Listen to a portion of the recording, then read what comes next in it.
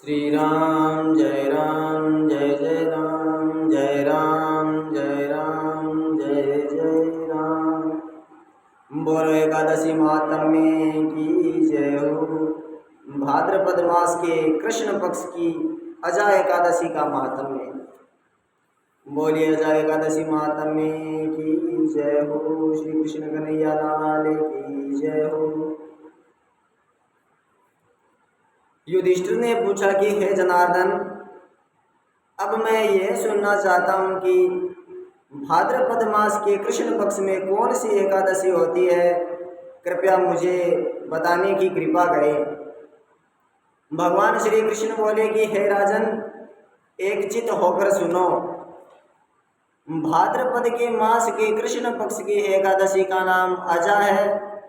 वह सब पापों का नाश करने वाली बताई गई है। जो भगवान ऋषिकेश का पूजन करके इसका व्रत करता है, उसके सारे पाप नष्ट हो जाते हैं। पूर्व काल में हरिश्चंद्र नामक एक विख्यात चक्रवर्ती राजा हो गए, जो समस्त भूमंडल के स्वामी और सत्य प्रतिज्ञ थे। एक समय किसी कर्म का फल भोग प्राप्त होने पर उन्हें राज्य से भ्रष्ट होना पड़ा। राजा ने अपनी पत्नी और पुत्र को बेचा, फिर अपने को भी बेच दिया। पुण्यात्मा होते हुए भी उन्हें चांडाल की दास्ता करनी पड़ी। वे मुर्दों का कफन लिया करते थे। इतने पर भी नरपश्रेष्ठ हरिश्चंद्र सत्य से विचलित नहीं हुए। इस प्रकार चांडाल की दास्ता करते हुए उनके अनेक वर्ष व्यतीत हो गए। इससे राजा को बड़ी चिंता हुई। वे अत्यंत दुखी होकर सोचने लगे, क्या करूं, कहाँ जाऊं, कैसे मेरा उद्धार होगा। इस प्रकार चिंता करते करते वे शोक के समुद्र में डूब गए। राजा को आतुर जानकर कोई मुनि उनके पास आए। वे महर्षि गौतम थे। श्रेष्ठ ब्राह्मणों को आया देख नरपश्रेष्ठ उनके चरणों में प्रणाम किया और दोनों हाथ जोड़ गौतम के सामने खड़े होकर अपना सारा दुख समाचार कह सुनाया।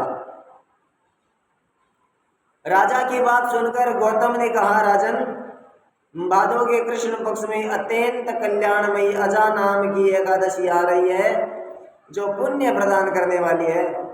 इसका व्रत करो, इससे पाप का अंत होगा। तुम्हारे भाग्य से आज के 7वें दिन एकादशी है। उस दिन उपवास करके रात में जागरण करना। ऐसा कहकर महर्षि गौतम मंत्र ध्यान हो गए। मुनि की बात सुनकर राजा हरिश्चंद्र ने उस उत्तम व्रत का अनुष्ठान किया। उस व्रत के प्रभाव से राजा सारे दुखों से पार हो गए। उन्हें पत्नी का सन्निधान और पुत्र का जीवन मिल गया। आकाश में दुदुम्बियां बज उठी, देवलोक से फूलों की वर्षा होने लगी। एकादशी के प्रभाव से राजा ने एकंटक राज्य प्राप्त किया और अंत में वे पुरजन तथा परिजनों के साथ स्वर्ग लोक को प्राप्त हो गए। राजा युधिष्ठिर, जो मनुष्य ऐसा व्रत करते हैं वे सब पापों से मुक्त हो सर्वलोक में जाते हैं। इसके पढ़ने और सुनने से अश्वमेघ यज्ञ का फल मिलता है।